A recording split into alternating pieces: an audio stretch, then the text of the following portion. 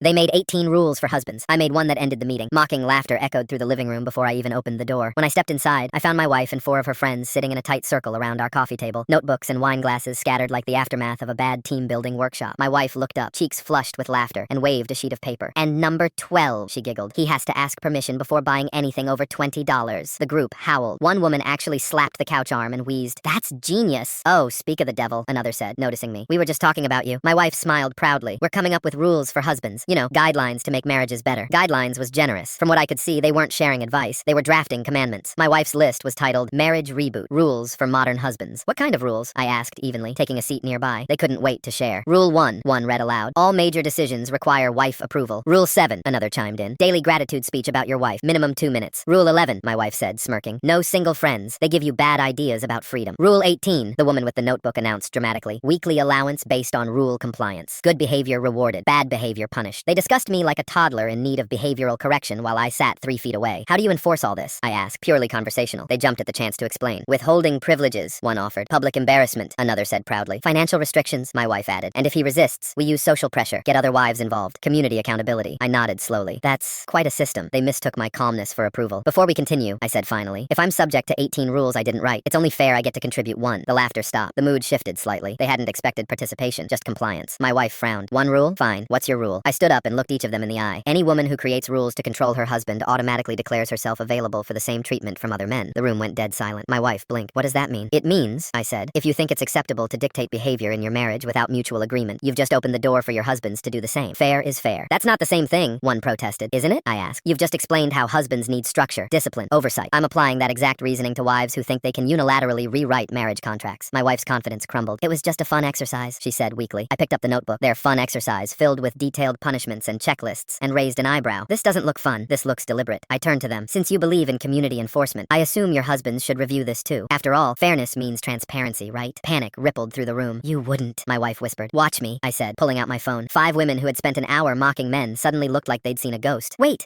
the notebook woman stammered. "You don't need to tell them." "Why not?" I asked. "You just said involving the community was the best way to correct behavior." The group disintegrated instantly, talking over one another, begging me not to make the call, promising to destroy the notes. I watched the performance in silence, then finally said, "You wanted to redesign marriages. You forgot the part where you actually respect your partners." My wife's eyes filled with tears. "I'm sorry," she whispered. "I just wanted to fit in." That stung. She'd been willing to humiliate me to impress her friend. I tore the notebook pages in half, letting the scraps fall like confetti across the carpet. "This stops today," I said quietly. "No more rule books. No more experiments." After the others scurried out, we picked up the paper pieces in silence. "How do we fix this?" she asked finally. "By remembering," I said, "that marriage isn't a training program. It's a partnership. You don't manage a partner. You respect them." She nodded, eyes down. For the first time that night, there were no rules left to argue about, just 2 people in the wreckage of an idea that never should have left that notebook.